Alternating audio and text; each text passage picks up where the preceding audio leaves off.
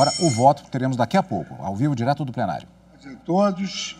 Vamos dar início à abertura da 25ª Abre a sessão no plenário físico do STF, o ministro Luiz Fux, presidente do STF. Com a leitura da ata da sessão anterior.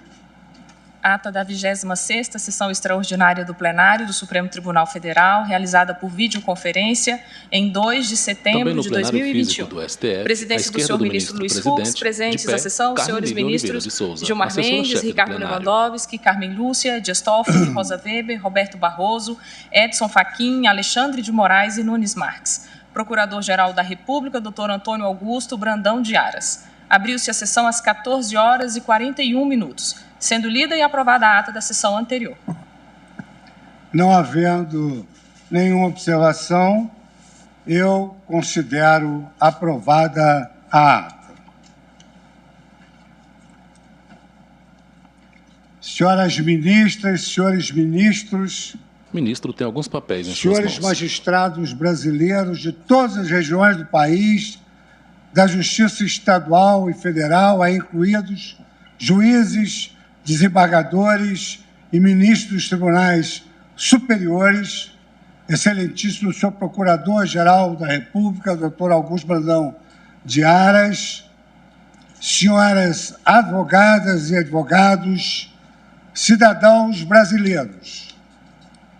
O Brasil comemorou na data de ontem 199 anos de sua independência. Em todas as capitais, em diversas cidades do país, cidadãos compareceram às ruas. O país acompanhou atento o desenrolar das manifestações e, para a tranquilidade de todos nós, os movimentos não registraram incidentes graves. Com efeito, os participantes exerceram as suas liberdades de reunião e de expressão, direitos fundamentais, ostensivamente protegidos por este Supremo Tribunal Federal.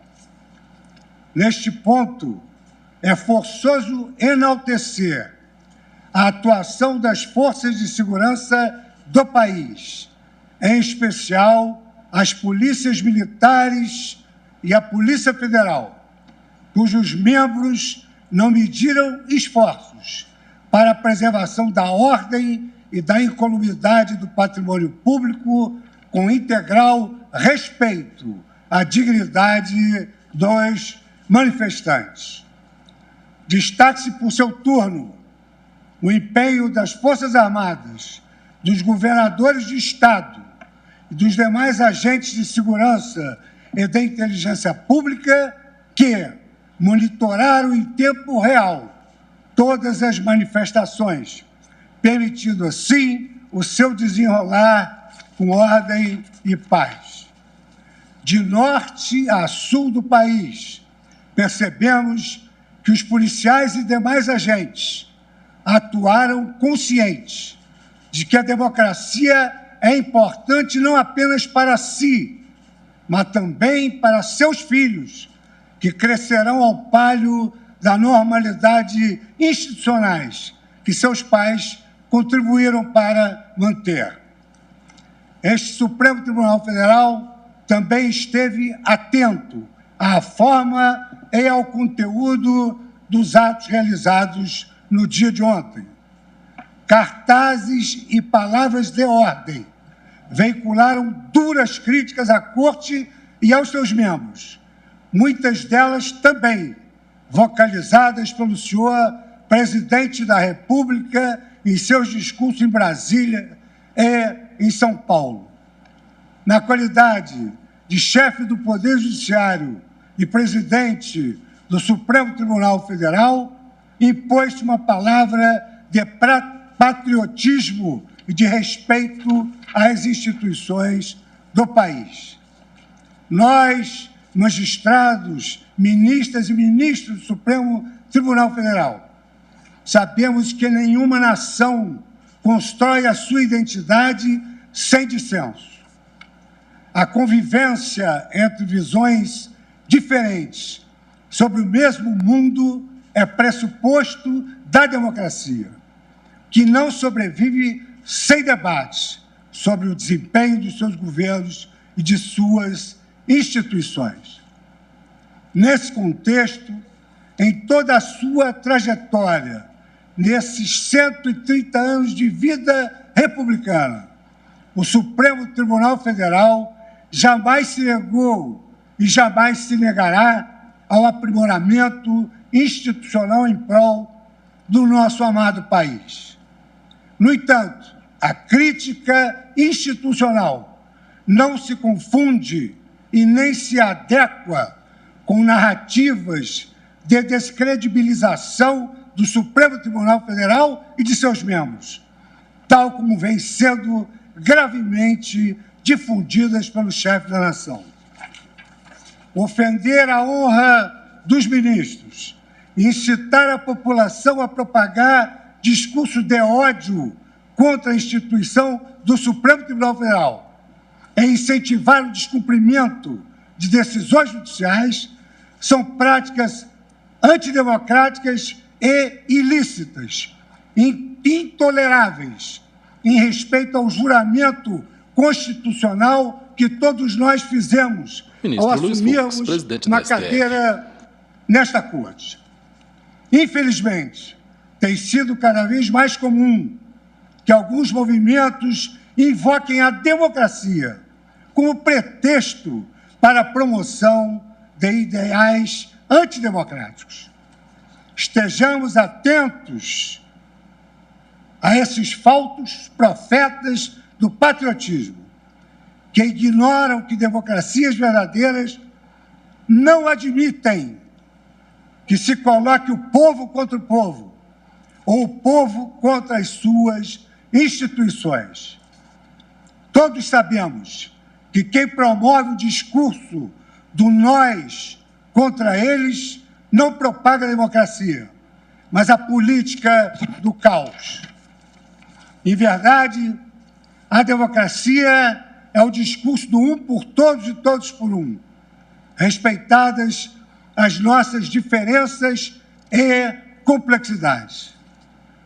Povo brasileiro, não caia na tentação das narrativas fáceis e messiânicas, que criam falsos inimigos da nação. Mais do que nunca, o nosso tempo requer respeito aos poderes constituídos. O verdadeiro patriota não fecha os olhos para os problemas reais e urgentes do país. Pelo contrário, procura enfrentá-los, tal como um incansável artesão tecendo consensos mínimos entre os grupos que naturalmente pensam diferentes. Só assim é possível pacificar e revigorar uma nação inteira. Imbuído desse espírito democrático e de vigor institucional, este Supremo Tribunal Federal jamais aceitará ameaças à sua independência, nem intimidações ao exercício regular de suas funções.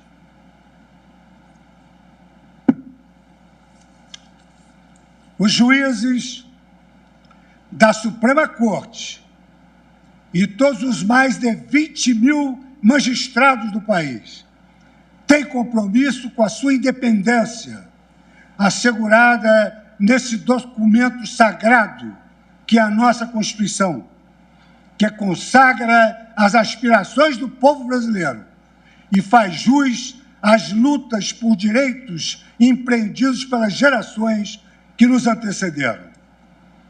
O Supremo Tribunal Federal também não tolerará ameaças à autoridade de suas decisões. Se o desprezo às decisões judiciais ocorre por iniciativa do chefe de qualquer dos poderes, essa atitude, além de representar um atentado à democracia, configura crime de responsabilidade a ser analisado pelo Congresso Nacional. num ambiente político maduro, questionamento às decisões judiciais devem ser realizados não através da desobediência, não através da desordem, não através do caos provocado, mas, de certo, pelos recursos que as vias processuais oferecem. Ninguém fechará esta corte. Nós a manteremos de pé, com suor, perseverança e coragem. No exercício de seu papel, o Supremo Tribunal Federal não se cansará de pregar fidelidade à Constituição. E, ao assim proceder, esta Corte reafirmará, ao longo de sua perene existência, o seu necessário compromisso com o regime democrático, com os direitos humanos e com respeito aos poderes e às instituições deste país. Em nome das ministras e dos ministros desta Casa, eu conclamo os líderes do nosso país a que se dediquem aos reais problemas que assolam o nosso povo. A pandemia, que ainda não acabou e que já levou para o túmulo mais de 580 mil vidas brasileiras e levou a dor a esses familiares que perderam entes queridos. Devemos nos preocupar com o desemprego que conduz o cidadão brasileiro ao limite da sobrevivência biológica. Nos preocupar com a inflação que corrói a renda dos mais pobres e a crise hídrica que se avizinha e que ameaça a nossa retomada econômica.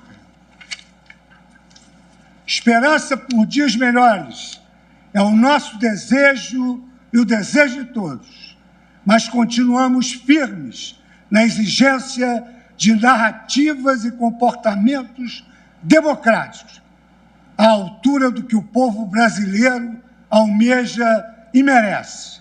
Não temos mais tempo a perder.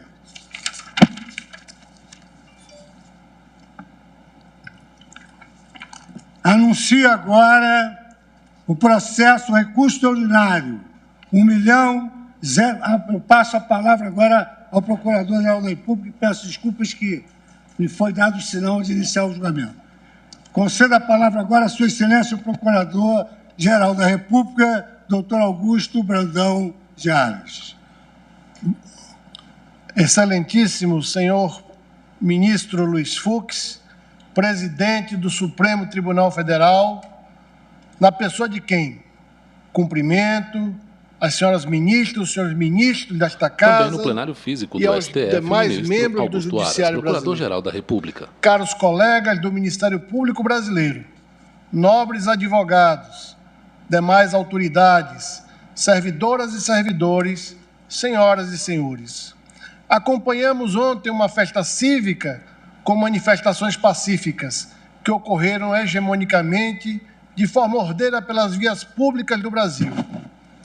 As manifestações do 7 de setembro foram uma expressão de uma sociedade plural e aberta, característica de um regime democrático. Após longo período de distanciamento social, a vacinação já possibilita que concidadãos reúnam-se pacificamente para manifestarem-se. A voz da rua é a voz da liberdade e do povo, mas não só. A voz das instituições que funcionam a partir das escolhas legítimas do povo e de seus representantes também é a voz da liberdade. Como previsto na Constituição Federal de 88 e em nossos sistemas de leis, discordâncias, sejam políticas ou processuais, hão de ser tratadas com civismo e respeitando o devido processo legal e constitucional. Mencionando a doutrina do ministro Marco Aurélio, abro aspas, o devido processo é a liberdade em seu sentido maior, fecho aspas. O próprio povo brasileiro, em 88, outorgou-nos a Constituição, chamada de democrática, que é o nosso consenso possível e que todos juramos observar e proteger. Então, como previsto na Constituição Federal de 88 e no ordenamento jurídico erigido a partir dela, quando discordâncias vão para além de manifestações críticas, merecendo alguma providência, hão de ser encaminhadas pelas vias adequadas, de modo a não criarem constrangimentos e dificuldades que saem justiças ao invés de soluções. Eis o primado do devido processo em face do voluntarismo. Construir decisões legítimas, respeitáveis, sólidas, ainda que não sejam unânimes. O Ministério Público Brasileiro, como instituição constitucional permanente, segue trabalhando pela sustentação da ordem jurídica e democrática, pois não há estabilidade e legitimidade fora dela. Dentre os alicerces do constitucionalismo moderno está o da divisão ou separação das estruturas do exercício do poder estatal. Esse princípio está nas raízes do constitucionalismo, presente nas experiências históricas que insurgiram contra o absolutismo e culminaram no surgimento do Estado de Direito, diga-se, Estado de Segurança Jurídica, Estado de Verdade e de Memória. Invocando as lições da história de Aristóteles e John Locke, que distinguiram as funções estatais, cabendo a Montesquieu, na obra clássica O Espírito das Leis, teorizar o princípio da divisão ou da separação dos poderes, demonstra-se a necessidade de fragmentar o exercício do poder do Estado em diferentes estruturas orgânicas e funcionais, de modo a proteger a liberdade dos indivíduos, dos cidadãos brasileiros. O princípio da separação de poderes foi acolhida na Constituição Americana de 1787, na Constituição Francesa de 1791 e tornou-se verdadeiro dogma da ciência política e do direito constitucional, a ponto de se dizer que não há verdadeiramente Estado constitucional sem a adoção formal e material desse princípio. No Brasil, a separação e a harmonia entre os poderes foi adotado desde os projetos da Constituição do Império e integra a nossa história constitucional, sendo um dos marcos estruturantes da nossa República.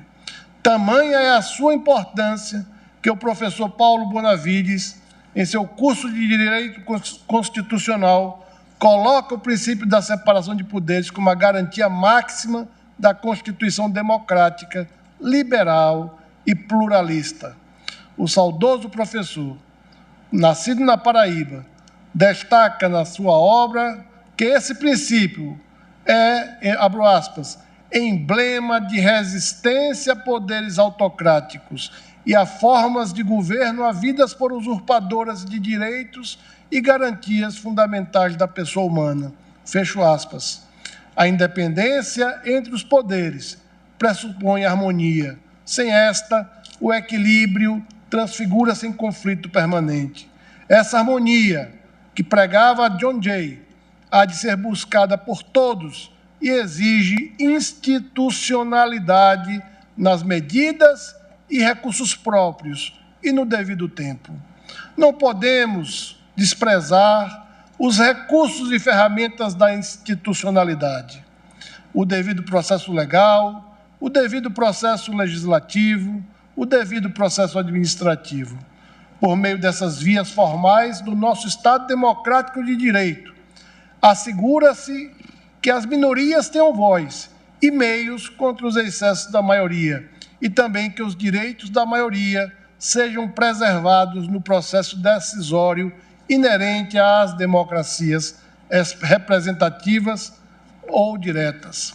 A democracia é um grande concerto de interesses públicos, é o governo dos contrários, mas também é o governo do possível.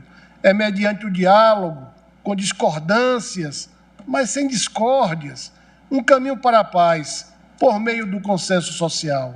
Nós amamos a democracia, pois nela floresce a liberdade com a qual tantos sonharam e pela qual tantos se sacrificaram. É na democracia que mulheres e homens livres realizam-se em sua existência. Reafirmamos que, juntos, trabalhando por uma sociedade livre, justa e solidária, aperfeiçoaremos a nossa democracia. Afinal, Como bem disse o doutor Ulisses Guimarães na data da promulgação da nossa Constituição de 88. Abro aspas, a Constituição certamente não é perfeita. Ela é própria, o confessa, ao admitir a reforma. Quanto a ela, discordar, sim. Divergir, sim. Descumprir, jamais. Afrontá-la, nunca. Palavras do grande político brasileiro. Fecho aspas. O titular do poder constituinte, o povo brasileiro, por meio de seus legítimos representantes, tem sabido, dentro da institucionalidade, superar os desafios e crises que se impuseram ao Brasil desde 1988. E o Ministério Público brasileiro atua e atuará para quê? Com diálogo, e a independência e a harmonia. Continue e continuemos juntos a perseverar nesse percurso para o engrandecimento do nosso Brasil. Muito obrigado, senhor presidente, senhoras ministras, senhores ministros. Muito obrigado, excelentíssimo senhor procurador-geral da República, pela sua fala. Mais uma vez, peço as escusas, e Vossa Excelência teve a humildade de nem me chamar a atenção de que gostaria de falar, mas me lembrei a tempo. Obrigado, presidente. Chama a julgamento o recurso extraordinário 1.017.365 da relatoria de Sua Excelência, o ministro Edson Fachin. Nós realizamos todas as sustentações orais que foram deferidas. Foram mais de 300 de amite curiae, afora as sustentações das partes.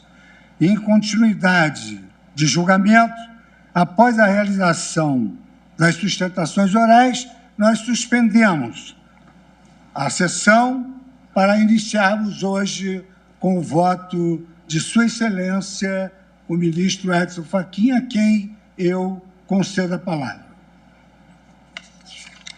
Muito obrigado, senhor presidente, Vossa Excelência, que vem de apregoar para a continuidade de julgamento este recurso extraordinário 1.017.365, oriundo do Estado de Santa Catarina. Peço licença, senhor presidente, para cumprimentar Vossa Excelência pelas palavras hoje aqui proferidas. E também pedindo licença a Vossa Excelência, ao ouvi-lo, senhor presidente, lembrei-me da saudação que em Coimbra, pela voz do professor Avelãs Nunes, recebeu o presidente então eleito do Brasil, Tancredo Neves, na sessão do respectivo doutoramento honoris causa, recebeu e evocou as palavras de Rui Barbosa. Com o pronunciamento de Vossa Excelência, lembrei-me dessa passagem, em que Avelãs Nunes, que foi vice-reitor da Universidade de Coimbra, ao receber em Coimbra o presidente então eleito Tancredo Neves, evocou o que disse Rui Barbosa. E eu me permito citar entre aspas. Disse Rui: 20 anos há que eu me bato, conclamando os meus concidadãos contra a imoralidade e a baixeza da força, apostolando-lhes a nobreza e a santidade da lei. Outra coisa não sou eu, se alguma coisa tenho sido, senão o mais irreconciliável inimigo do governo do mundo pela violência e o mais fervoroso predicante do governo do homem pelas leis. Fecho aspas. Vossa Excelência, presidente, é um predicante do governo do homem pelas leis, da justiça, da segurança jurídica e a presidência. E esse tribunal, como Vossa Excelência bem expôs, seguiam pelo governo das leis e não pelo governo da violência ou da ameaça ou do vilipêndio institucional. Portanto, senhor presidente, peço licença para dizer que bem haja Vossa Excelência e todos os magistrados do Brasil que carregam consigo a lição do moleiro de Sanssouci. Cumprimento também as eminentes ministras Carmen Lúcia e Rosa Weber, ministra Rosa, vice-presidente desse Supremo Tribunal Federal. Cumprimento todos os eminentes pares, os eminentes ministros que compõem este colegiado, as ilustres advogadas e os senhores advogados que acompanham nesta sala virtual o presente julgamento. Cumprimento também o excelentíssimo senhor doutor Augusto Aras, Procurador-Geral da República. Peço licença para agora publicamente reiterar ao senhor Procurador-Geral da República nossos especiais cumprimentos pelo novo mandato junto à Procuradoria-Geral da República e dizer à sua excelência que ali e nas palavras de hoje, Sua Excelência, se traduz a grande esperança na institucionalidade, a grande esperança na palavra de Ulisses Guimarães, que dizia que traidor da Constituição é traidor da pátria. A grande esperança de que o Ministério Público certamente cumprirá suas funções constitucionais, lembrando, senhor Procurador-Geral da República, com os meus cumprimentos e a minha estima, lembrando que está em Êxodo, capítulo 3, versículo 7, abro aspas, eu vi a aflição do meu povo, eu ouvi os seus clamores por causa dos seus opressores.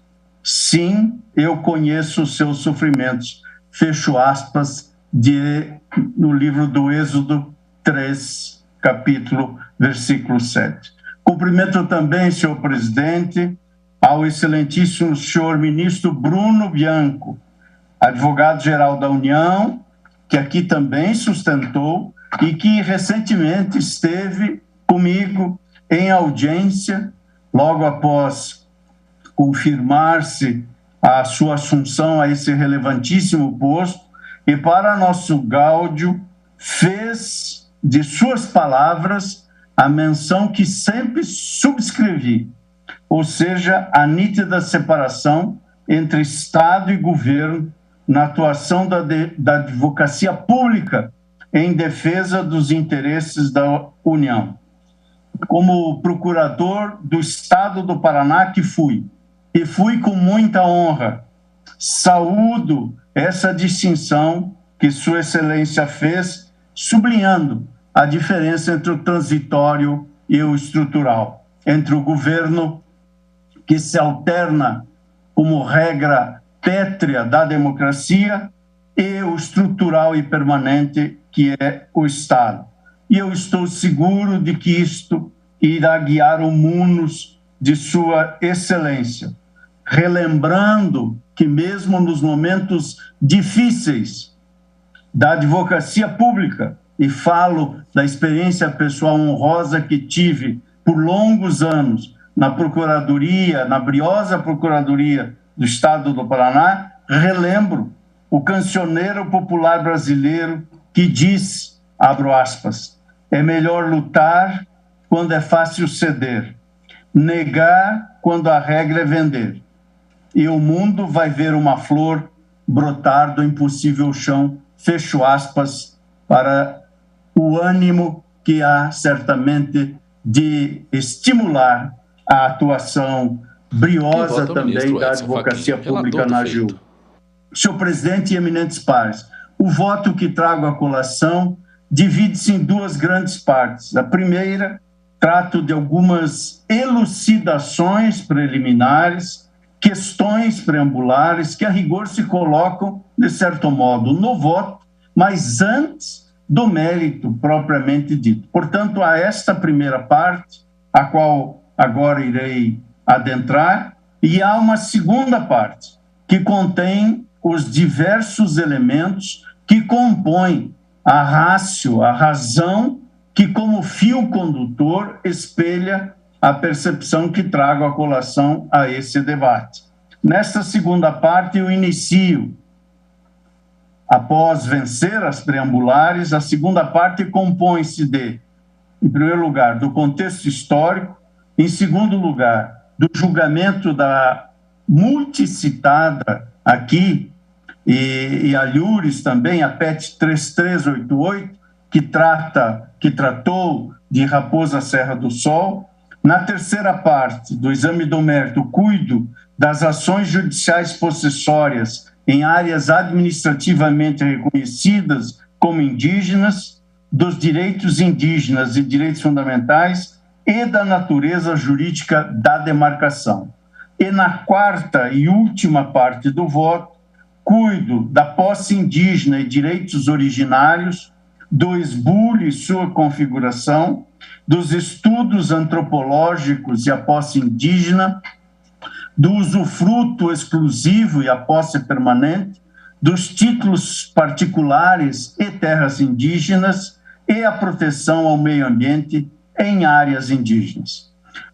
Esses tópicos todos, que resultou num voto um pouco alongado, se evidenciaram necessários para que se pudesse enfrentar todas as questões e arguições trazidas aos autos, bem como aquelas agora aqui colacionadas nas ilustradas sustentações orais em quase 4 dezenas de amici curiae que sustentaram, e muitos outros que foram considerados habilitados, embora não se inscreveram para sustentar, mas trouxeram também colaborações relevantes, como pareceres e textos importantes para o deslinde da causa. Por isso, senhor presidente, peço licença para saudar a contribuição das sustentações orais, quer pelas partes, quer por eminentes professores conhecedores da matéria que assomaram à tribuna,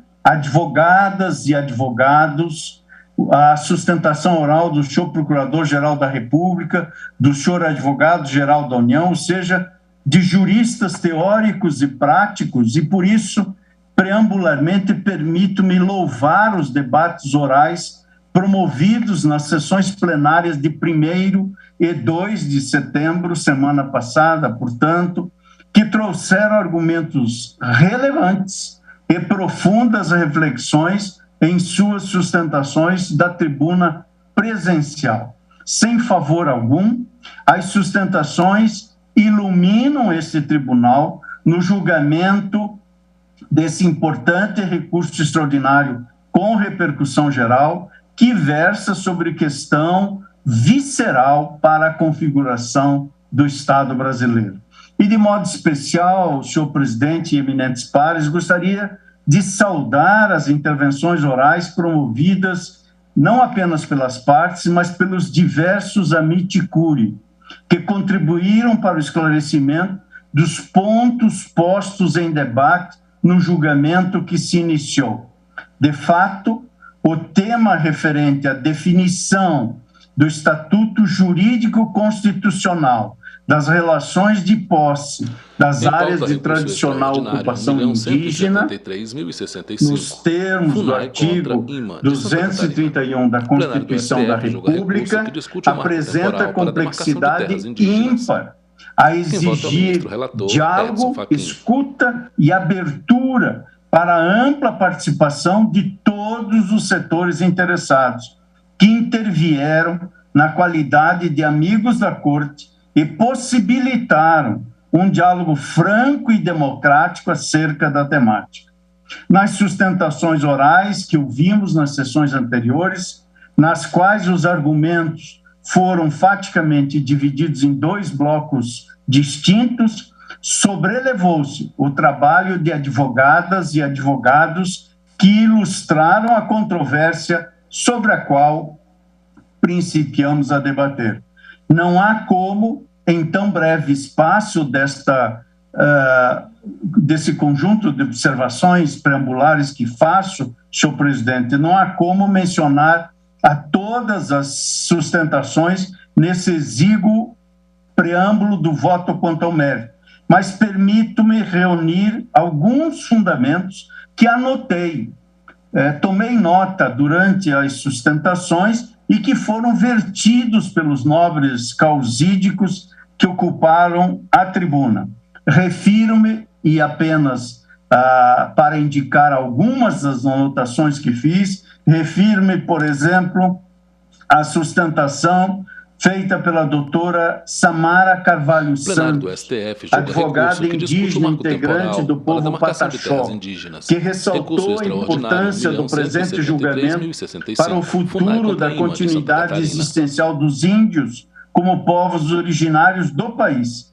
E em relação à chamada tese do marco temporal, sustentou que a partir do julgamento do caso Raposa Serra do Sol, as comunidades indígenas passaram a vivenciar novos conflitos, asseverando um acréscimo que referida tese não guardaria natureza constitucional.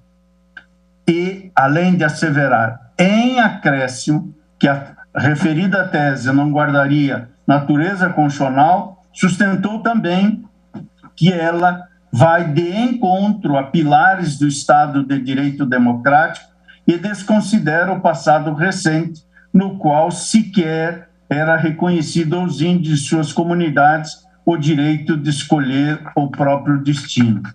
De outra parte, também tomei nota, senhor presidente, da sustentação oral feita pelo Dr. Flávio Roberto dos Santos, que trouxe à tribuna a percepção segundo a qual o artigo 231 exigiria a caracterização do elemento tradicionalidade, ou seja, ocupação em caráter permanente, e se essa ocupação tiver sido em algum momento interrompida, não haveria caracterização da tradicionalidade nos termos do enunciado da súmula 650 deste Supremo Tribunal Federal. Sustentou ainda o doutor Flávio que, consoante parecer que restou encartado nos autos, o precedente histórico representado pela PET 3386 não teria sido superado. Sua senhoria faz referência a um dos pareceres ilustrados, são mais de uma dezena de pareceres, neste caso é o parecer do professor doutor Lênio Streck, portanto, de que o precedente não teria sido superado e que teria consolidado um marco temporal, a segurança jurídica, o direito dos índios e o direito dos não índios. A seu turno, das sustentações orais, também tomei nota da sustentação levada a efeito pela doutora Cristiane Soares, também advogada indígena, na qual acrescenta que estudos demonstram que as terras indígenas são aquelas que mais protegem o meio ambiente, que a posse indígena em seus territórios tradicionais não possui as mesmas características da posse civil e que exigir dos povos indígenas que demonstrassem resistência até 5 de outubro de 88 é exigir que tivessem o próprio direito à vida violado.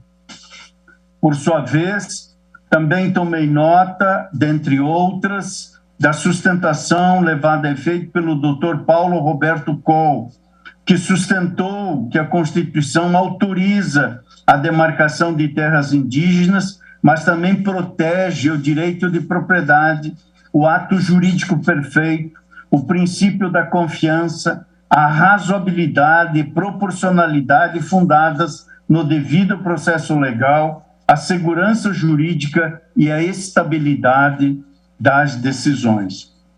A seu turno, das minhas anotações, também verifiquei que o Dr. Rudy Maia Ferraz, ilustre advogado atuante nesta Suprema Corte, que afirmou que a teoria do fato indígena seria o único instrumento que traz segurança jurídica e estabilidade às relações jurídicas, e que não se busca retrocesso dos direitos indígenas, mas compatibilização dos direitos dos índios com o direito de propriedade, além de asseverar a força do precedente criado no julgamento do caso Raposa Serra do Sol, gerando impactos inclusive no Poder Legislativo, que seria, segundo sustentou da tribuna o Dr. Rudy Maia Ferraz, que seria o Legislativo a casa legítima para proferir um debate plural sobre o tema.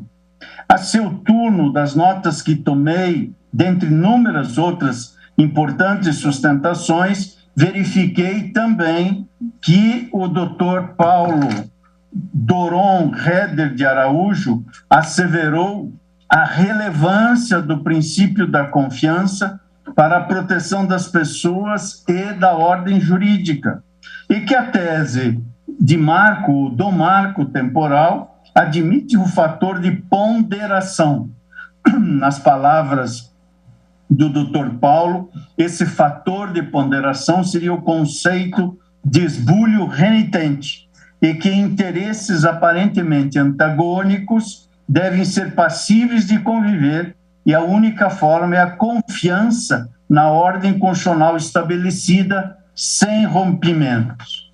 Em contraponto, das sustentações também tomei nota, senhor presidente, a sustentação aqui aportada pelo Dr. Bruno Arruda, que trouxe a contribuição da interpretação que a Comissão e Corte Interamericana de Direitos Humanos, ambas, a Comissão e a Corte, fazem acerca da posse indígena, e afirma que a tese do marco temporal trata o Instituto do Indigenato como instituto de direito civil, quando seria um direito comunitário, independentemente de ocupação, e que a conclusão contrária ignora o tratamento normativo da questão dada, esse tratamento dado pelas constituições anteriores à própria Constituição de 1988. A seu turno, anotei que o Dr. Anderson de Souza Santos alegou, exemplificando o quadro atual no que se encontra o povo Guarani Kaiowá, que até hoje o Estado brasileiro é falho, disse o Dr. Anderson, é falho em reparar a injustiça histórica cometida contra os povos indígenas, trazendo estudo sobre a situação de insegurança alimentar dessas comunidades, quadro que só irá cessar, em seu entender, quando o Estado brasileiro demarcar os territórios indígenas.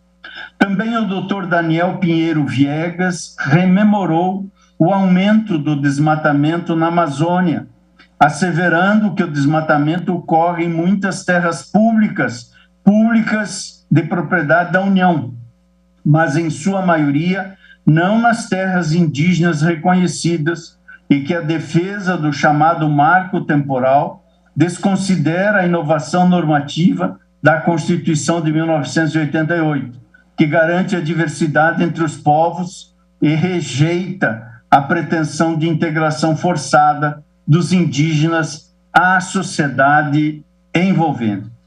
E, por último, eu permito ainda citar a anotação que fiz e que colhi da posição trazida à tribuna pelo Dr. Fernando Filgueiras, a compreender que o constituinte originário não fez constar disposição expressa que consagre a teoria do indigenato, e que não seria aceitável a tese de que a Constituição cidadã tenha reconhecido aos indígenas o direito à ocupação das terras imemoriais e, de outro lado, tenha conferido a outros brasileiros, pequenos produtores, uma penalidade, o despejo com o recebimento apenas das benfeitorias de boa-fé. Há muitas outras importantíssimas sustentações orais, eu apenas reproduzi trechos do que depois, no mérito, irei dialeticamente tratar na exposição do voto, mas esses trechos me parecem representar uma boa síntese daquelas questões que aqui estão em julgamento. E além das sustentações orais, senhor presidente, ainda preambularmente, quero me referir aos importantes e relevantes pareceres que foram aportados a estes autos, que já tramitam há longos anos na Justiça, quase 11 anos, um feito oriundo de 2009, aliás, um pouco mais de 11 anos, e alguns anos aqui no Supremo Tribunal Federal. Portanto, há pareceres que foram juntados, alguns proferidos exatamente para este caso, e outros que, em verdade, foram colacionados, tendo sido proferidos em outras hipóteses. Eu me refiro, dentre essa mais de uma dezena de pareceres, ao parecer do professor, sempre festejado, o professor José Afonso da Silva, juntado pela comunidade indígena Xoclen em 29 de abril de 2019, parecer que foi elaborado para subsidiar a defesa do ingresso da comunidade indígena Guarani da terra do Morro dos Cavalos na ação civil originária, ACO 2323, da relatoria do eminente ministro Alexandre de Moraes. Nesse parecer, em suma, o professor José Afonso da Silva defende que, nos termos do artigo 232 da Constituição Federal, a comunidade não pode ser admitida como mera assistente simples nos autos, que pretende anulação da demarcação de terra indígena, mas como litisconsorte necessária, passiva necessária, vez que arcará com os prejuízos imediatos e diretos em caso de procedência da ação. Um outro parecer também da lavra do eminente professor doutor José Afonso da Silva, juntada pela mesma comunidade indígena, em 8 de outubro de 2019, compreende não ser correta a interpretação do Instituto do Renitente Esbulho aos conflitos que envolvem terras indígenas, à luz do reconhecimento dos direitos originários garantidos pela Constituição, pois, segundo o professor, o ilustrado mestre das Arcadas, não, segundo o seu entender, sustenta não serem conflitos possessórios na forma caracterizada pelo direito civil, mas que a posse indígena possui fundamento no indigenato e, portanto, em seu modo de ver, não seria correto exigir controvérsia possessória judicializada em 5 de outubro de 1988, pois os índios não detinham legitimidade processual. Sustenta ainda não ser correto interpretar a Constituição como se ela tivesse limitado os direitos originários dos povos indígenas às suas terras ao estado de ocupação em 5 de outubro de 1988, impedindo a demarcação às etnias que só conseguiram retornar após essa data às suas terras. Consigna ainda nesse segundo parecer o professor José Afonso da Silva que foi a Constituição de 1934 a primeira a assegurar os direitos originários dos índios e que a Constituição de 88 é apenas o último elo dessa cadeia. Compreende ainda que a Constituição de 88 não sufraga o entendimento de que é vedada a ampliação de terras indígenas já demarcadas, dada a redação do parágrafo 4º do artigo 231, que consigna a imprescritibilidade dessas terras, além do direito indígena ser pré-existente à demarcação. Há um terceiro parecer que veio aos autos da lavra do Dr. César Brito, juntado também pela comunidade indígena Xoclen, em 25 de maio de 2020.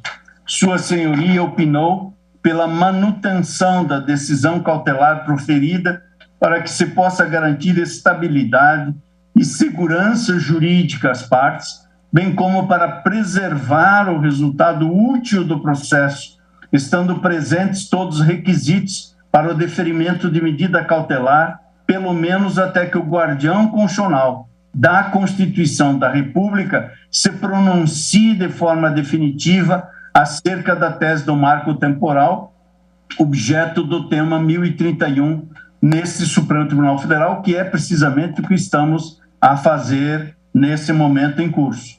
Um quarto parecer é o parecer que veio aos autos da lavra do eminente ministro José Carlos Moreira Alves, Sua Excelência, que honrou esse Supremo Tribunal Federal e uma geração de juristas da sua cátedra acadêmica e também do exercício da judicatura.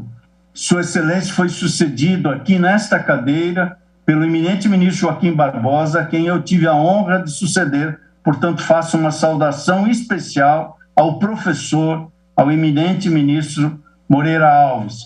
Parecer este da lavra de Sua Excelência que foi elaborado para um processo administrativo de revisão de limites em demarcação da terra indígena Porto Lindo. Entende Sua Excelência ser necessária a ocupação tradicional dos índios em área na data da atual Constituição para que ela se considere terra indígena, pois compreende que o Instituto do Indigenato jamais teria sido reconhecido como modo de aquisição de propriedade e que a Lei de Terras, Sua Excelência está a se referir, como todos sabemos, à Lei de 1850, o Código Imperial de Terras, e que a Lei de Terras exigia a reserva de terras para a habitação dos índios e que a Constituição de 1934 exigia a posse da área na data da promulgação da Carta Magna, entendimento que, para Sua Excelência, está repetido no atual ordenamento. O Greenpeace, a seu turno, é um quinto documento que faço referência.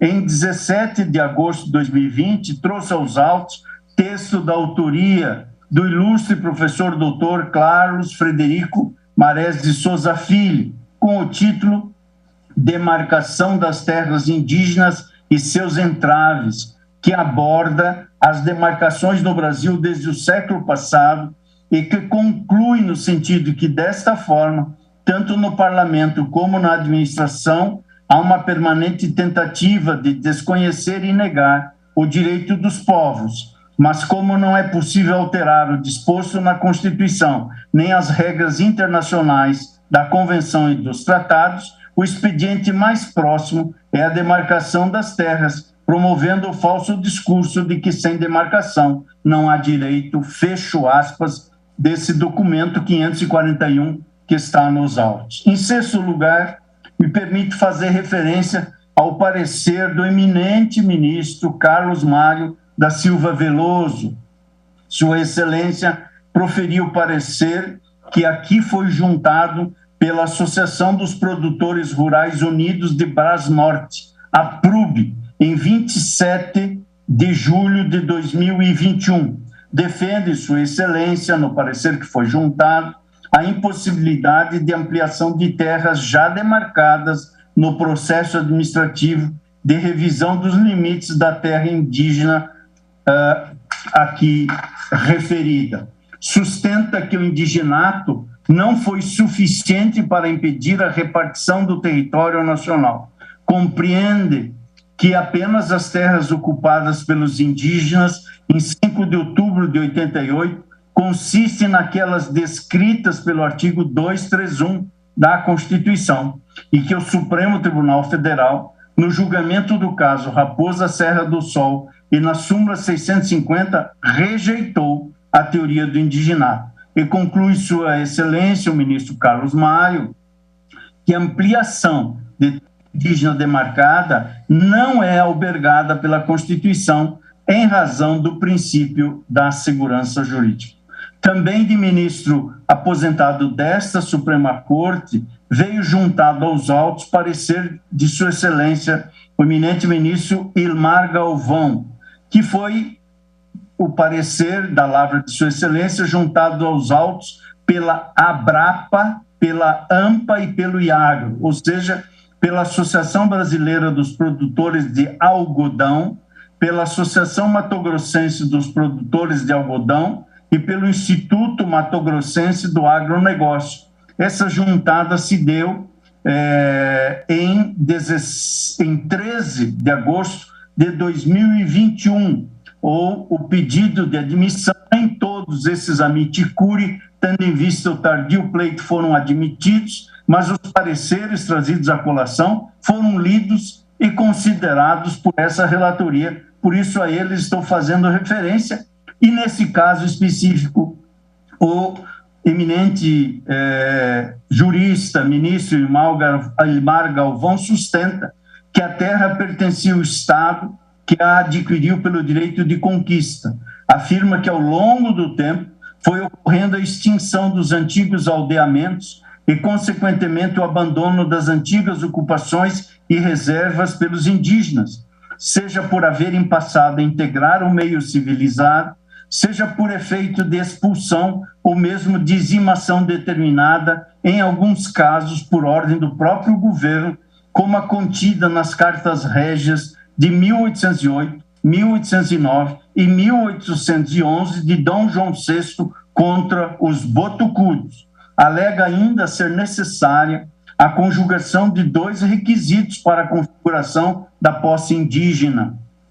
Segundo Sua Excelência, que em 1891 houvesse ocupação indígena na área em questão, visto que, caso contrário, o bem teria sido transferido para o domínio dos estados como terras devolutas, e que os indígenas, ainda que estejam na posse permanente da terra em 1988, nesta medida, sustenta Sua Excelência, o abandono ou desocupação transforma a área em bem de uso comum de titularidade da União Federal. O parecer sustenta ainda que é reconhecida a possibilidade de criação de novas reservas indígenas ou ampliação de reservas já constituídas, desde que seja realizado o devido processo administrativo de desapropriação por interesse social, com as implicações jurídicas decorrentes de tal fato.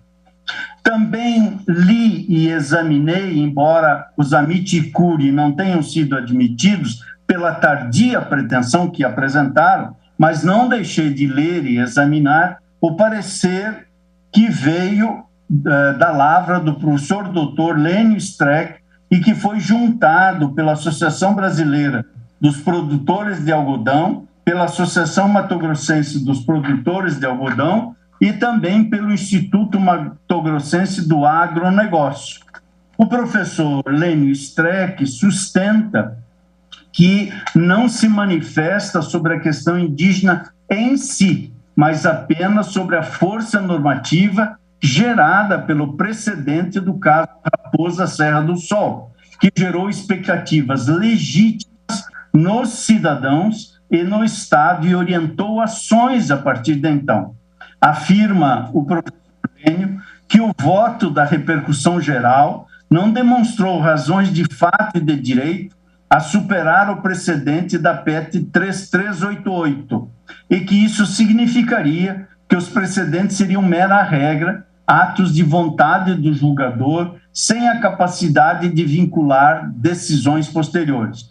Por último, alega ainda em seu parecer, sustenta com o seu grau acadêmico, que não se demonstrou que o precedente levou à piora das condições dos índios e que não há razões normativas posteriores para a modificação da ratio decidente, da razão de decidir, firmada no julgamento de 2009.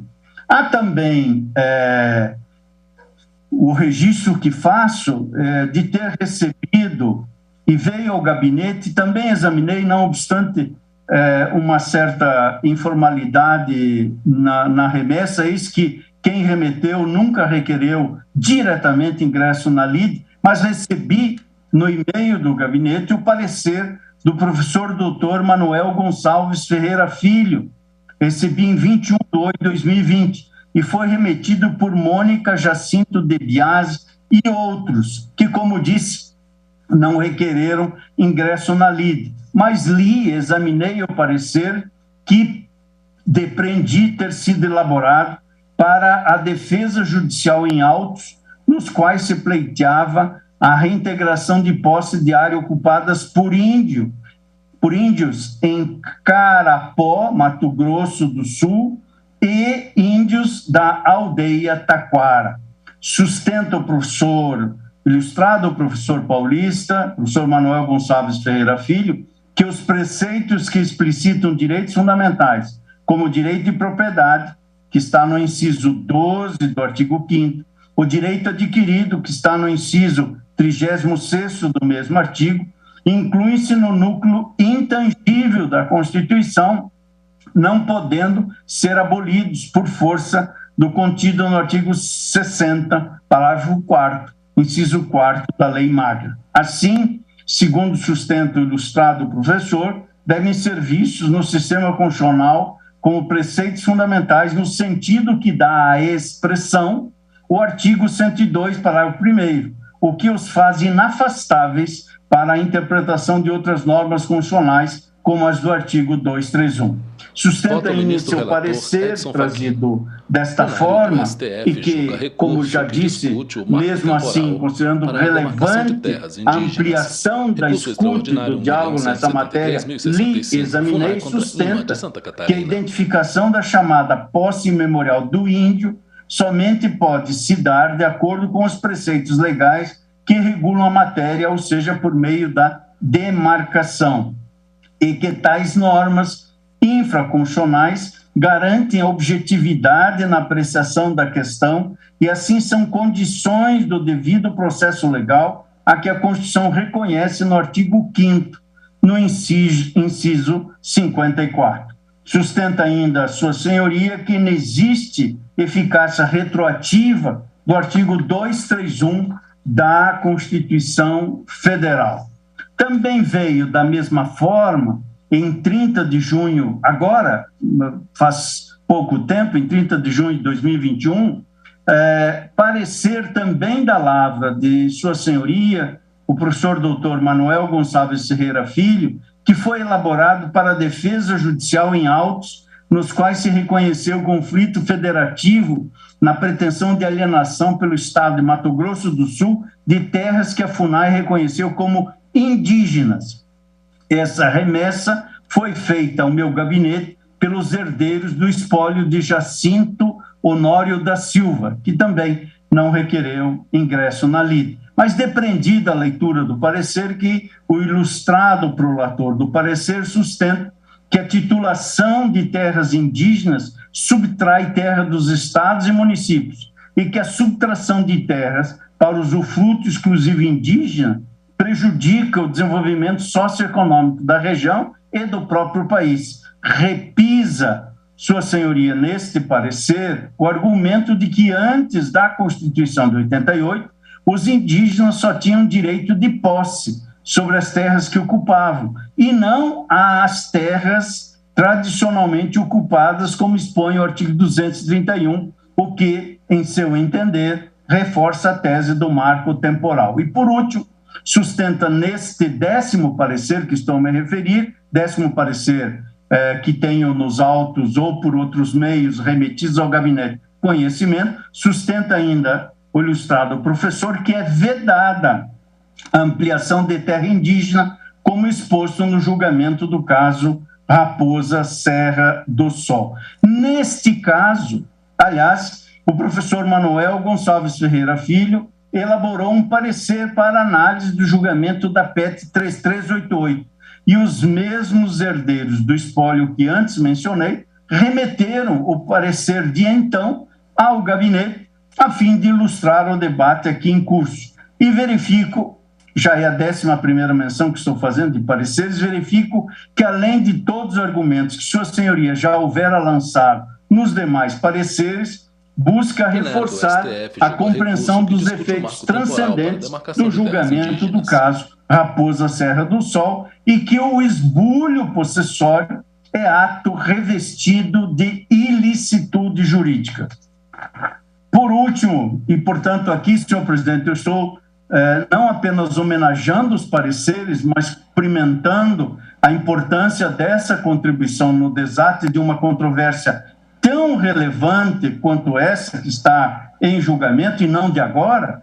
Faz 11 anos que a ação que deu origem a esse recurso extraordinário foi proposta na origem.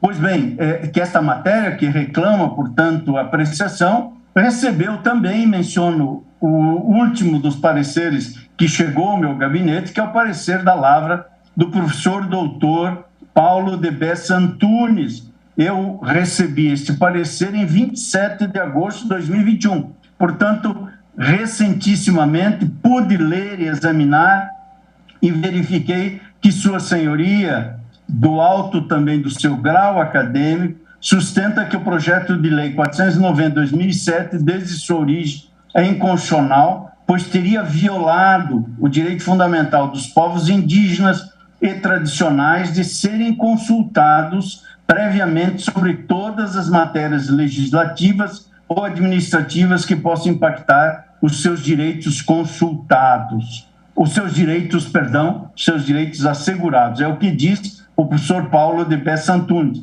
E sustenta que, no caso, não houve qualquer consulta aos povos originários, tal como definido no artigo 6º, 1, a linha A, da Convenção 169 da OIT, da Organização Internacional de Trabalho, bem como nas declarações sobre o direito dos povos indígenas da ONU, da Organização das Nações Unidas e da OEA, da Organização dos Estados Americanos. Sustenta ainda o ilustre professor Paulo de Bessa Antunes que o projeto de lei 2057, o Estatuto das Sociedades Indígenas, não foi apensado à discussão, sendo certo que o mencionado projeto foi enviado ao plenário da Câmara dos Deputados em 15 de dezembro de 2009, e o Estatuto teria sido produzido com ampla participação dos indígenas. Acrescenta ainda que o caso Raposa Serra do Sol não seria parâmetro para a definição do marco legal dos povos indígenas, pois trata-se de posição isolada e casuística. A jurisprudência internacional, segundo o parecerista, reconhece amplamente os direitos territoriais dos povos indígenas. Portanto, senhor presidente, nesta parte do voto, eu estou, além de ter saudado as sustentações orais, fazendo referência mais direta a alguma delas, faço também saudação a todos os pareceristas com opiniões, como se pode ver, que sustentam posições distintas, instalam como verticalidade uma controvérsia que é importante compreender e auxiliam verificar todas essas distinções, até porque, como se sabe, quem não vê diferença não promove a igualdade. Pois bem, nessa altura, senhor presidente, permito-me fazer ainda preambularmente uma elucidação que se deve mais aos jurisdicionados que acompanham esse julgamento do que, e peço licença aos eminentes pares para fazê-la, do que propriamente a esse colegiado, que seria completamente desnecessário. Mas me parece relevante elucidar a metodologia dos julgamentos no plenário virtual, porque esse recurso extraordinário chegou a ser pautado no plenário virtual e por destaque levado a efeito pelo eminente ministro Alexandre de Moraes, ele veio ao plenário telepresencial. Por isso é que o voto que proferi acerca do mérito da presente ação, que lancei no plenário virtual, tornou-se conhecido desde a data de 11 de junho de 2021, quando ao início do julgamento em ambiente virtual. E bem como, a partir dessa data, está disponibilizado no sítio eletrônico do Supremo Tribunal Federal, em pasta que contém os votos por mim já proferidos. A íntegra do voto, tal como proferi no plenário virtual, restou publicada pela imprensa especializada em sítios importantes, como o sítio jurídico Conjur, em 11 de junho deste ano, o sítio eletrônico Migalhas, em 18 de junho, e também a grande imprensa vem debatendo o conteúdo daquela minha manifestação em forma de voto desde então.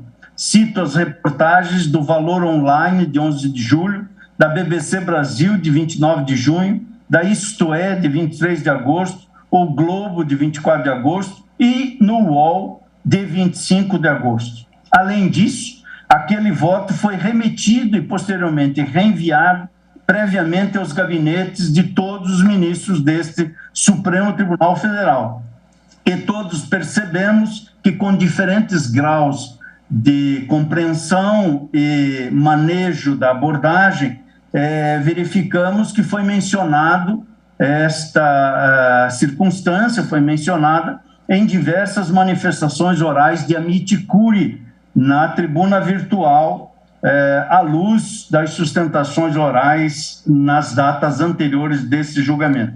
Mas essa elucidação eu estou a fazer, senhor presidente, porque quiçá não seja de conhecimento generalizado que nessa matéria incide a Resolução 642 de 2019, com a redação conferida pela Resolução 669 de 2020, segundo a qual, nos casos de destaque, o julgamento será reiniciado. E é por isso que o relator está, então, aqui apresentando o seu voto à luz do sentido da redação vigente do artigo 21b do Regimento Interno do Supremo Tribunal Federal, que em seu artigo 3º determina nova publicação de pauta. Uma questão adicional, senhor presidente, ainda em sede preambular, diz respeito à ponte que existe entre este recurso extraordinário e a ação civil originária 1100. Esse recurso extraordinário tem origem numa demanda possessória, discute, portanto, posse de terras indígenas e iniciou-se na comarca de origem no ano de 2009. Veio ao Supremo Tribunal Federal e aqui no Supremo Tribunal Federal passou a contar com a minha relatoria a partir de 2016 e a partir daí propus o reconhecimento da repercussão geral. Ao lado disso, há uma ação civil originária que, na origem, foi proposta em 17 de dezembro de 2013, ou seja, 18 anos atrás, sobre a portaria de demarcação desta mesma área. Estes autos chegaram por determinação do eminente ministro, então relator, eminente ministro Ricardo Lewandowski, e eu sucedi Sua Excelência na relatoria do feito, quando assumi o Supremo Tribunal Federal, precisamente no dia 16 de junho de 2015, assumi por sucessão processual na distribuição de Sua Excelência, e está no Supremo Tribunal Federal há 14 anos tramitando. Ao assumir a relatoria desta ação civil originária, cujo voto e discussão também já houvera liberado para julgamento e houve pedido de destaque, mas aqui permito-me apartar as duas realidades e dizer que naquela ação civil, a 1100, realizei uma audiência pública de conciliação e diálogo no dia 24 de abril de 2019, onde estiveram presentes as partes naquela ação civil originária, referente à contestação da demarcação da terra indígena Ibirama-Laclanhô, no estado de Santa Catarina. Lá eu assentei, senhor presidente, e me permito reproduzir os termos. Louvo, uma vez mais, a disposição das partes em participar desse ato de escuta, diálogo e tentativa de conciliação em matéria tão controvertida e de tamanha relevância à nossa organização enquanto comunidade político-constitucional. Agricultores, entidades, órgãos, administração pública e comunidade indígena, a par da defesa de interesses por vezes antagônicos, dispuseram-se a comparecer a este Supremo Tribunal Federal para discutir e expor temas de importância singular para a LIDE. E lá também assentei naquele dia 29 de abril, mais de 2 anos faz. Apresentadas propostas e manifestações, tanto no sentido da aquiescência, com a realização de eventual acordo, quanto às questões de natureza disponível inerentes à LIDE, como no sentido de discordância com as propostas anteriormente encartadas aos autos, compreendi, lá despachei nesse sentido, compreendo, está assim no despacho, no tempo do verbo, ao refletir sobre as temáticas debatidas na audiência, pela necessidade de breve dilação processual para propiciar às partes, entidades e instituições o amadurecimento das questões suscitadas nesse ato. Assim, ali prossegui naquele dia 29, na decisão que tomei.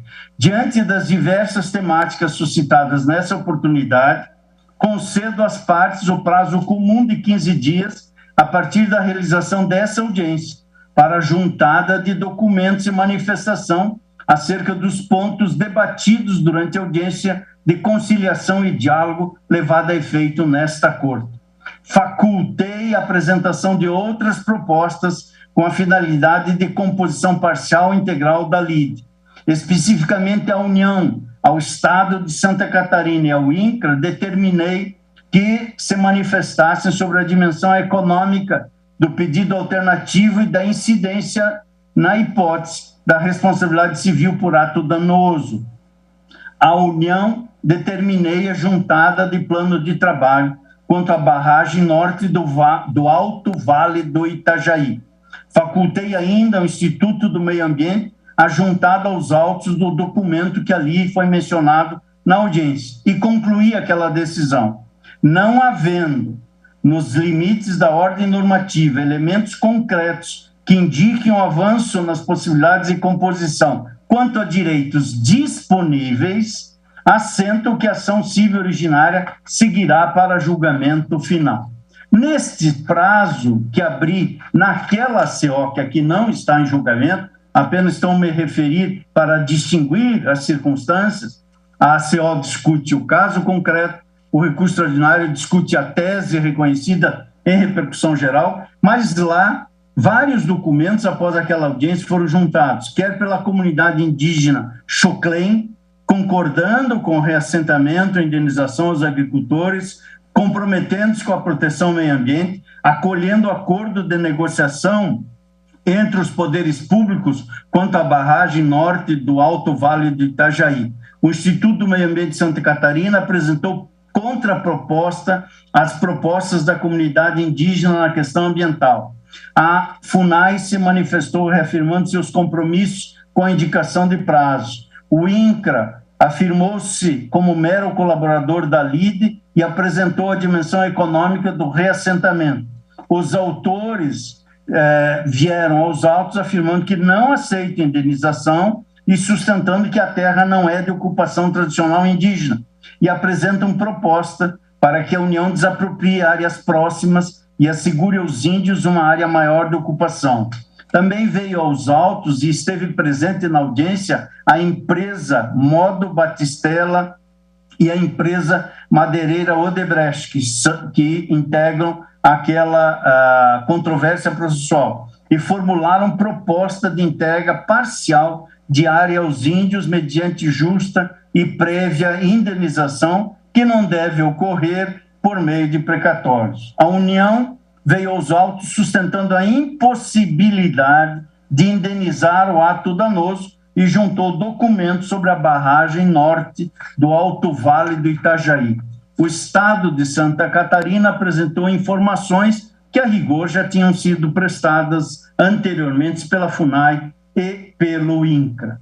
Portanto, aquela CO tomou o rumo do plenário virtual, recebeu ela também um pedido de destaque e se encontra aguardando para efeito de julgamento. Aqui, senhor presidente eminentes pares, nós estamos a julgar o recurso extraordinário que tem origem em ação de reintegração de posse ajuizada pela Fátima, hoje denominado Instituto do Meio Ambiente de Santa Catarina, IMA. Era a Fundação do Meio Ambiente de Santa Catarina, Fátima, hoje IMA. Esse recurso extraordinário foi interposto e admitido na origem, é relevante que se diga, o despacho de admissibilidade foi positivo, nesta ação que discute posse. Nós estamos, portanto, aqui, na origem, num debate sobre o ius possessionis, sobre o direito à posse, e não sobre o ius possidendi, que cuida da discussão de dominialidade. O apelo apreciou esta matéria, o apelo extremo, interposto pela FUNAI, separando esse debate da natureza da posse, que é um debate de direito civil, da natureza das terras que ocupam os indígenas. Portanto, o recurso extraordinário que nós estamos a julgar por quanto foi interposto pela FUNAI, a Fundação Nacional do Índio, em face de acórdão prolatado pelo TRF, o Tribunal Regional Federal da 4ª Região. Este recurso extraordinário foi protocolado nesse Supremo Tribunal Federal em 14 de dezembro de 2016. E a mim foi distribuído, exatamente porque em conexão com a ação civil originária 1100. Essa distribuição fez os autos virem conclusos ao meu gabinete em 28 de agosto de 2017. Levado a efeito os trâmites que entendi cabíveis, incluí o feito em 18 de dezembro de 2018, pouco tempo passado de um ano, incluí o feito para análise de repercussão geral no plenário virtual. E a repercussão geral foi reconhecida à unanimidade dos ministros em acórdão que foi publicado em 11 de abril de 2019. Em 6 de maio de 2020, determinei nos termos do artigo 1035, parágrafo 5º do Código de Processo Civil, a suspensão nacional dos processos judiciais, notadamente ações possessórias, anulatórias de processos administrativos de demarcação, bem como os recursos vinculados a essas ações, sem prejuízo dos direitos territoriais dos povos indígenas, modulando o termo final dessa determinação até a ocorrência do término da pandemia da Covid-19 ou do julgamento final da repercussão geral no recurso extraordinário que estamos a julgar, 1.017.365, do tema 1031, o que ocorrer por último, salvo ulterior decisão em sentido diverso. E em 7 de maio, também do ano pretérito, concedi tutela provisória incidental que foi requerida pela comunidade indígena Xoclém, a fim de suspender todos os efeitos do parecer 001/2017 da AGU, da Advocacia Geral da União, suspender os efeitos desse parecer até o final julgamento de mérito desse recurso extraordinário que estamos em julgamento e que foi submetido à sistemática da repercussão geral pelo Supremo Tribunal Federal. De consequência, ali determinei à FUNAI que se abstivesse de rever todo e qualquer procedimento administrativo de demarcação de terra indígena com base naquele parecer até que seja, como está sendo agora, julgado o tema 1031. Remeti essa decisão de suspensão e das demais determinações a referendo pelo plenário em ambiente virtual, com início em 22 de maio de 2020, tendo sido o julgamento objeto de pedido de destaque pelo eminente ministro Alexandre de Moraes. O mérito do presente recurso extraordinário foi liberado, por mim liberado, para inclusão em pauta, a fim de que recebesse julgamento quanto ao mérito na data de 25 de junho de 2020, pouco mais de um ano. O feito constou pela primeira vez em calendário de julgamento presencial previsto para a data de 28 de outubro do ano passado, tendo sido excluído do calendário posteriormente pela presidência. Em 28 de maio de 2021, incluiu o processo para julgamento de mérito em ambiente virtual, que se iniciou em 11 de junho de 2021. O julgamento também foi interrompido, nos termos regimentais, por pedido de destaque do eminente ministro Alexandre de Moraes. Remetido o julgamento ao ambiente presencial, foi incluído no calendário de 30 de junho passado, mas não foi apregoado. Posteriormente, foi o processo incluído para julgamento de mérito em 25 de agosto de 2021, reincluído no calendário de 26 de agosto, quando teve início o julgamento com a leitura do relatório. Na repercussão geral, senhor presidente, o tema 1031 recebeu a seguinte ementa, como já disse, por decisão unânime do plenário desse Supremo Tribunal Federal. Ementa: constitucional, administrativo, posse indígena, terra ocupada tradicionalmente por comunidade indígena, possibilidades hermenêuticas do artigo 231 da Constituição da República, tutela constitucional do direito fundamental indígena às terras de ocupação tradicional, e ali se assentou. É dotada de repercussão geral a questão constitucional referente à definição do Estatuto Jurídico Constitucional das relações de posse das áreas de tradicional ocupação indígena à luz das regras dispostas no artigo 231 do texto constitucional. Repercussão geral da questão constitucional reconhecida. Julgamento de 21 de fevereiro de 2019, publicado em 11 de abril de 2019. Aqui é, portanto, questão constitucional de relevância ímpar que se coloca a adequada compreensão dos direitos possessórios das comunidades indígenas, a reclamar desse tribunal que desvela as potencialidades hermenêuticas contidas no artigo 231 do texto constitucional, de modo a tutelar o direito fundamental dos índios ao exercício de seu modo de vida, cultura e existência, intimamente ligados à posse tradicional de suas terras. O paradigma de controle desta matéria, portanto, está posto, e está posto na Constituição, como sabemos, e apenas para frisar a quem acompanha esse julgamento, o artigo 231 da Constituição da República dispõe da seguinte forma: são reconhecidos aos índios sua organização social, costumes, línguas, crenças e tradições e os direitos originários sobre as terras que tradicionalmente ocupam, competindo à União demarcá-las, proteger e fazer respeitar todos os seus bens. Parágrafo 1º. São terras tradicionalmente ocupadas pelos índios, as por eles habitadas, em caráter permanente, as utilizadas para suas atividades produtivas, as imprescindíveis à preservação dos recursos ambientais necessários ao seu bem-estar e as necessárias à sua reprodução física e cultural, segundo seus usos, costumes e tradições. Parágrafo 2º. As terras tradicionalmente ocupadas pelos índios destinam-se à sua posse permanente, cabendo-lhes o usufruto exclusivo das riquezas do solo, dos rios e dos lagos nelas existentes. Parágrafo 3º também desse texto constitucional do artigo 231.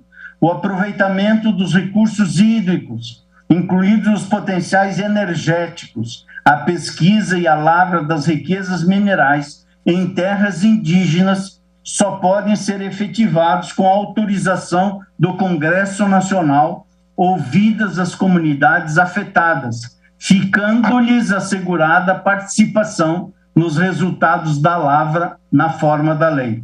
Parágrafo 4º. As terras de que trata este artigo são inalienáveis e indisponíveis, e os direitos sobre elas imprescritíveis. Parágrafo 5º.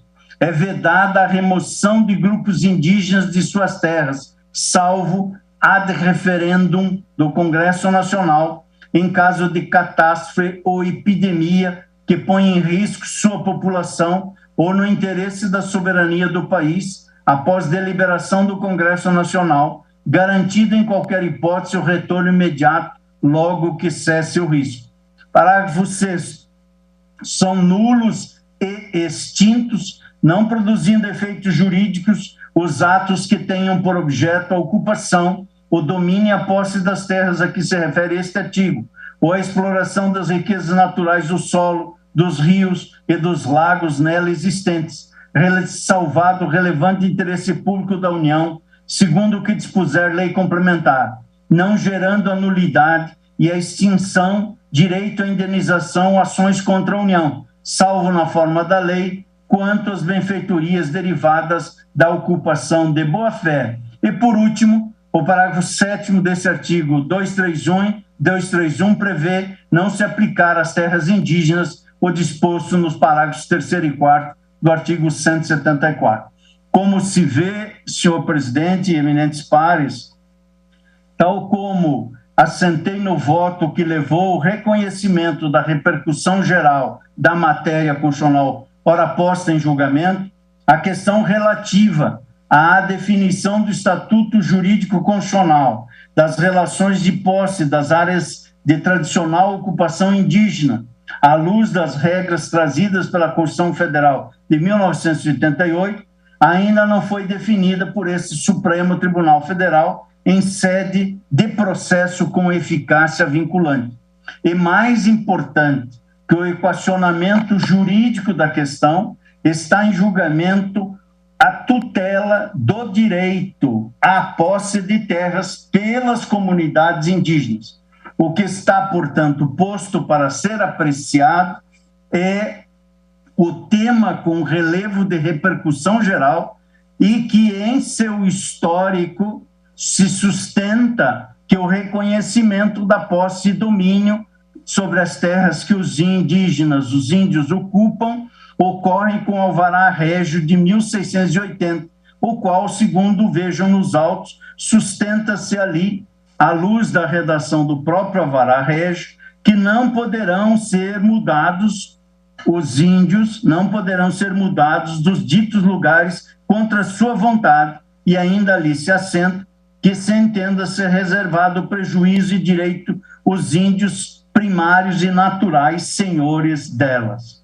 O direito dos indígenas à posse e uso das terras, que aqui está em debate, também passa pela vigência da Lei de Terras, antes mencionada, fiz a ela referência quando citei o parecer do eminente ministro Moreira Alves, que é a Lei 601 de 1850, e na sua vigência, também nesses autos, se sustenta ter sido esse direito tampouco infirmado pela Lei de Terras e que esse direito também veio assegurado pelo disposto no artigo 24, parágrafo 1º do decreto 1318/1854, que é a rigor o decreto que contém o regulamento da Lei de 1850, pois entende-se que a posse é legitimada ao primeiro ocupante e já se reconhecia o direito originário dos indígenas às terras em sua posse.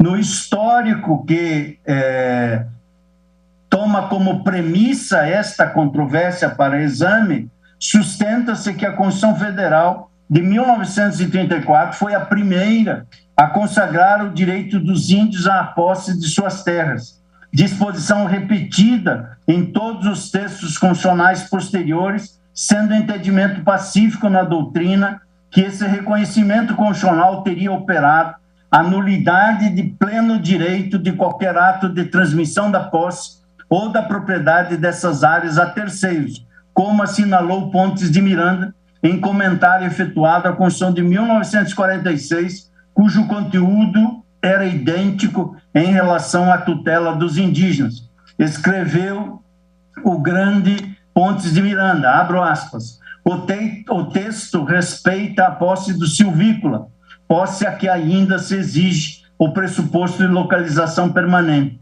O juiz que conhecer de alguma questão de terras deve aplicar o artigo 216, desde que os pressupostos estejam provados pelo silvícola ou constem dos autos, ainda que alguma das partes ou terceiro exija título de domínio, desde que a posse e a localização permanente a terra é donativo, porque assim o diz a Constituição, e qualquer alienação de terras por parte dos silvícolas ou em que se achem, escreveu Pontes, ou em que se achem permanentemente localizados e com posse, em relação aos silvícolas é nula, qualquer alienação é nula, por infração à Constituição. Aquelas mesmas que forem em virtude do artigo 216, reconhecida como de posse de tais gentes, não poderão ser alienadas. Estou lendo literalmente o texto publicado em 1953. Continuava Pontes. Os juízes não podem expedir mandados contra os silvícolas que tenham posse e nas terras de que se trata se localizaram com permanência. A proibição de alienação tem como consequências, dizia Pontes, a nulidade de qualquer ato de disposição, incluído aqueles que só se referem a elementos de direito de propriedade ou de posse, usufruto, garantia real, locação. B, não há usucapião contra o silvícola, ainda que trintenal. E C, as sentenças que adjudiquem tais terras a outrem são insuscetíveis de rescisão dentro do prazo de preclusão por infringirem texto constitucional, fecho aspas da citação. Portanto, o que se toma como premissa da repercussão geral é precisamente essa ordem de ideias que, sendo constatada a ocupação tradicional indígena em alguma área, não poderia essa ser considerada de propriedade alheia, nem mesmo como terra devoluta estadual. Eu estou, portanto, tomando como premissa para conhecimento deste recurso que estamos em sede de repercussão geral e que esse posicionamento já restou assentado em diversas oportunidades, conforme o clássico entendimento esposado pelo ministro, sempre lembrado, ministro Vitor Nunes Leal, no julgamento do recurso extraordinário 44585.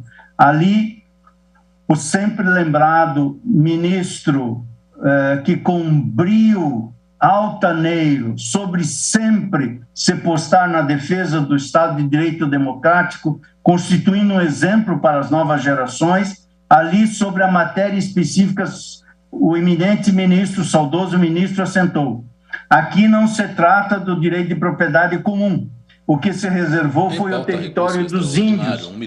Essa área foi transformada num parque indígena, sob a guarda e administração do Serviço de Proteção aos Índios, pois estes não têm a disponibilidade das terras. E continuou Sua Excelência naquele julgamento.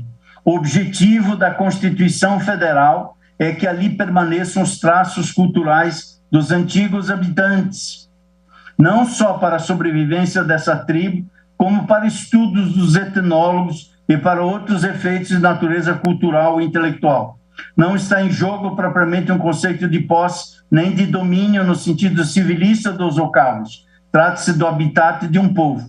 Se os índios, na data da Constituição Federal, ocupavam determinado território, porque desse território tiraram seus recursos alimentícios, embora sem terem construções ou obras permanentes que testemunhassem posse de acordo com o nosso conceito, essa área na qual e da qual viviam era necessária a sua subsistência. Essa área existente na data da Constituição Federal é que se mandou respeitar. Se ela foi reduzida por lei posterior, se o Estado a diminuiu de 10 mil hectares, amanhã reduziria em outros 10, depois mais 10, e poderia acabar confinando os índios a um pequeno trato até o terreiro da aldeia, porque ali é que a posse, entre aspas, estaria materializada nas malocas. Continuou Sua Excelência: não foi isso que a Constituição quis. O que ela determinou foi que, num verdadeiro parque indígena, com todas as características culturais primitivas, pudessem permanecer os índios vivendo naquele território, porque a tanto equivale dizer que continuariam na posse do mesmo. E concluiu no voto nesse recurso extraordinário 44585, que restou publicado em 12 de outubro de 1961. Entendo, disse o saudoso ministro Vitor Nunes Leal, entendo, portanto, que embora a demarcação desse território resultasse originariamente de uma lei do Estado, a Constituição dispôs sobre o assunto e retirou ao Estado qualquer possibilidade de reduzir a área que na época da Constituição era ocupada pelos índios, ocupada no sentido de utilizada por eles como seu ambiente ecológico, fecho aspas. A repercussão geral também em debate, senhor presidente, não vai aos fatos para revolver matéria probatória. Leve em conta também o disposto nas constituições anteriores, ou seja, como se fez quanto ao domínio sobre essas terras na Constituição de 1967, que incluiu dentre os bens da União essa categoria especial de terras destinadas à posse e uso exclusivo dos índios, reconhecendo expressamente a nulidade e a extensão dos efeitos jurídicos de atos que tenham por objeto o domínio, a posse ou ocupação de terras pelos índios. E foi essa previsão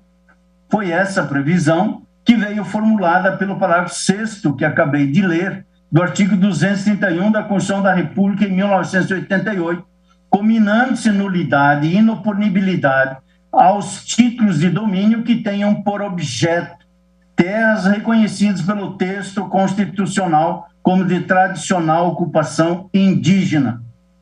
Por isso, a repercussão geral se refere também à proteção especial ao modo de ser e viver indígena, ao colocar sob específica garantia a cultura e identidade dos índios na dicção dos artigos 215 e 216 do texto constitucional. Segundo o parágrafo 1º do artigo 215, o Estado protegerá as manifestações das culturas populares, indígenas e afro-brasileiras e das de outros grupos participantes do processo civilizatório nacional.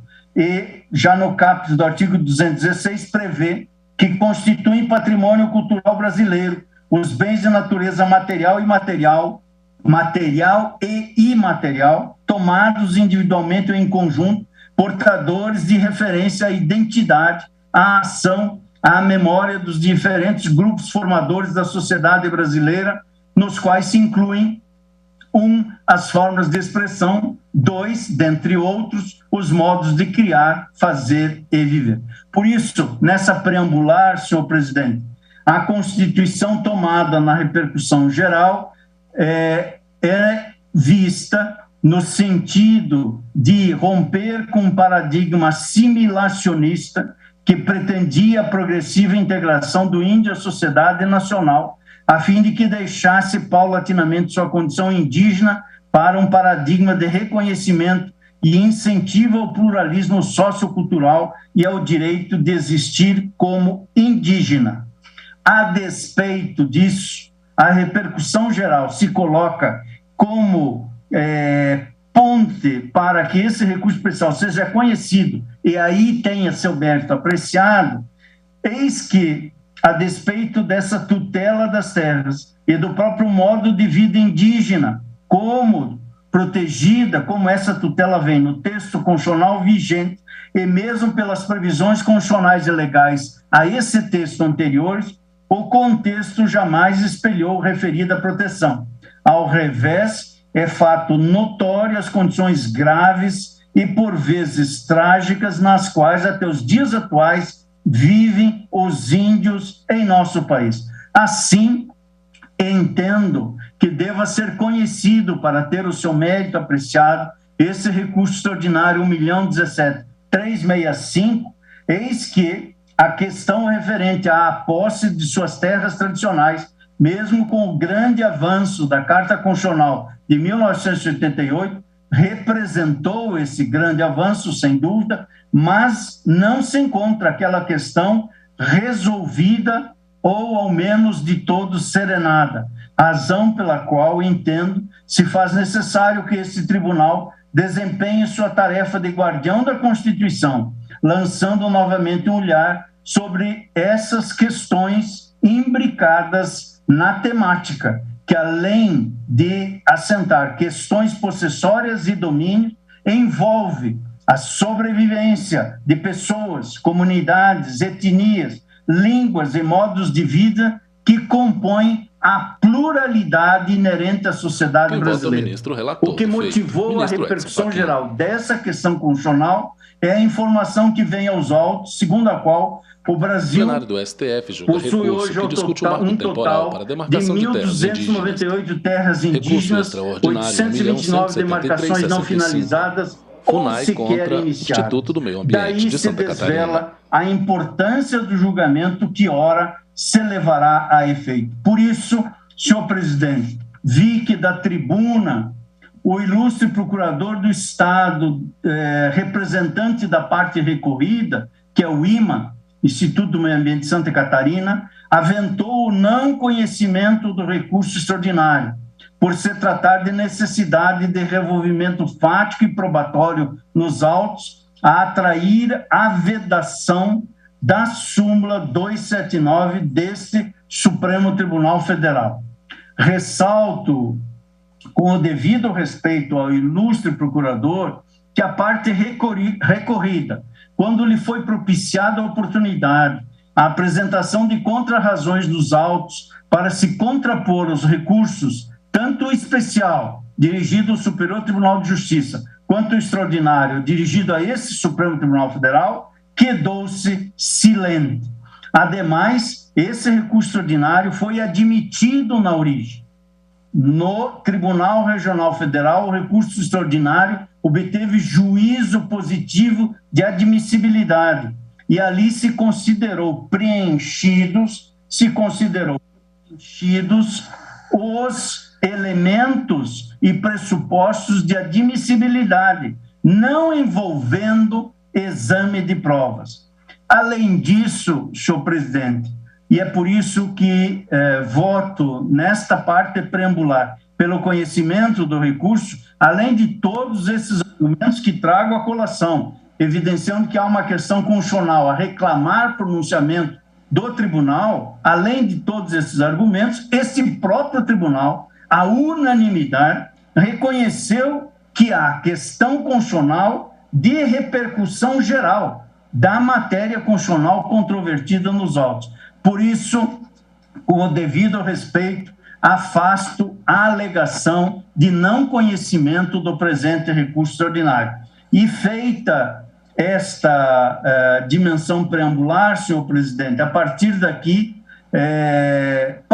passaria ao exame do mérito que diz respeito à hermenêutica constitucionalmente adequada do artigo 231 da Constituição de 1978, principiando, como, em meu modo de ver, se impõe pelo exame dos efeitos e das consequências do julgamento da PET 3388, que, como sabemos, esse tribunal, sobre ela, se debruçou nos anos 2008 e 2009. Mas esta parte já é um exame que concerne ao mérito propriamente dito da matéria. Até esta altura, senhor presidente, eu estou no sentido de conhecer do recurso ordinário e examinar o mérito do tema que foi reconhecido em repercussão geral. Indago a Vossa Excelência, tendo em vista a circunstância que me alonguei um pouco,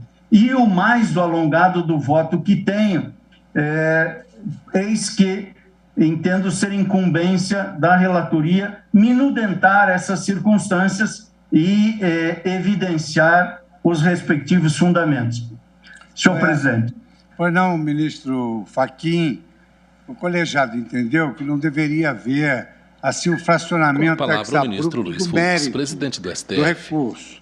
E também não vamos votar destacada preliminar, de sorte que, pelo número de audiências que cada colega mencionou, e para não fracionar o julgamento do mérito, nós vamos fazer nossas audiências. Eu, então, encerro a sessão e Vossa Excelência amanhã inicia o julgamento do mérito e prossegue na sua conclusão.